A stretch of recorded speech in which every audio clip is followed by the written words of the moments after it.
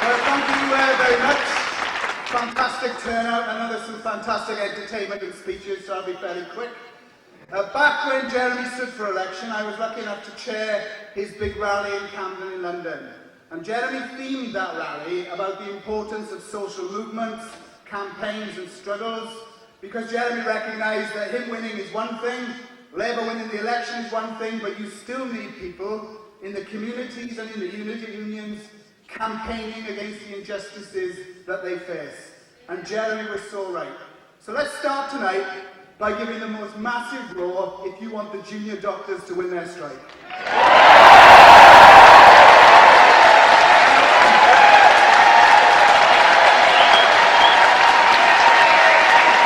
Well, I think they got the message. Let me tell you something about the junior doctors. This gadget I've got hanging around my neck keeps me alive. I'm waiting for a heart transplant, and I currently have an artificial heart that's powered by batteries that's hanging in this machine here. And when I had my life-saving operation, when I was desperately ill, it was junior doctors who kept me alive. And do you know the surgeon who performed my operation was from China? My cardiologist was from India. My junior doctor was from Croatia. And do you know, when I saw these people save my life, do you know what I thought? Thank fuck that migrants came to this country, and we should be welcoming people all of the time. You know, something else that made me think. Do you remember Tony Blair saying that anyone who wanted Corbyn to win should get a heart transplant? There you go. I suppose that's me. As I said at the time, if I got called into hospital before Jeremy's elected, I would have wanted Jeremy to win with my old knackered heart. When I woke up the next day with a new heart, I still would have wanted Jeremy to win. So do you know what I say? Fuck you, Tony Blair.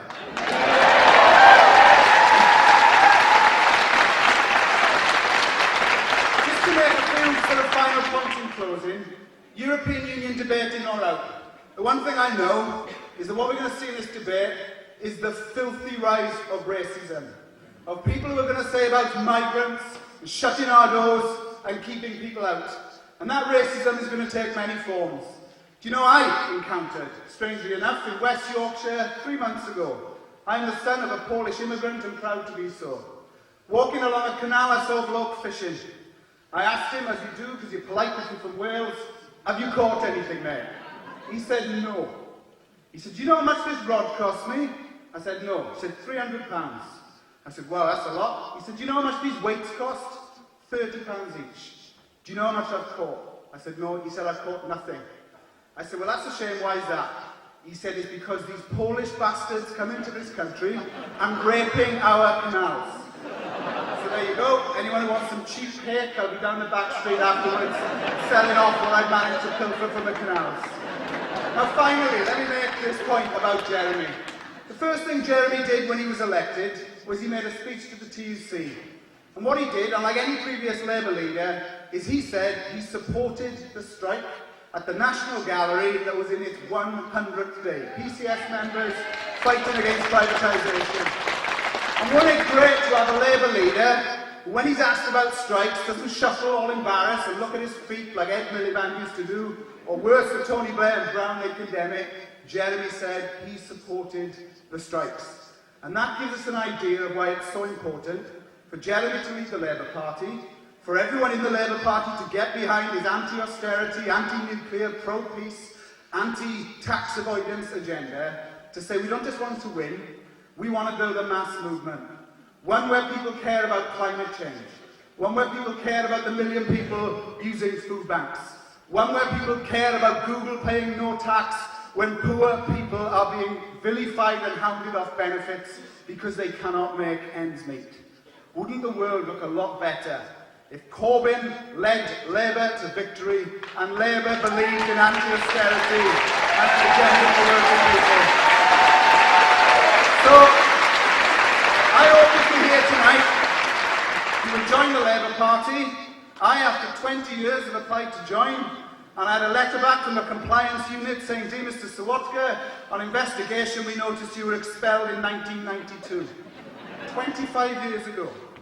and I've now been told I've got to go up in front of the disciplinary committee. Well, I'm hoping that they'll realise that I'm no danger, but I am a danger, hopefully, to the Tories, but I want to get behind Jeremy. I hope everybody else joins the Labour Party and supports Jeremy, but you know if you can't do that, join your local campaign. Fight against all the cuts, the library closures, the council cuts, the NHS cuts, cuts in education. Let's stand together. Let's welcome people from Calais and say migrants are welcome in this country.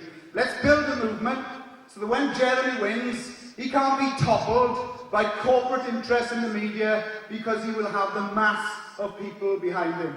And you know what? If we build that movement, it will be something to tell our kids and our grandkids that we were proud to be part of it, we were proud of changing this country, and we are proud to say, fuck off to the Tories, let's have a government in favour of working people. Have a good night.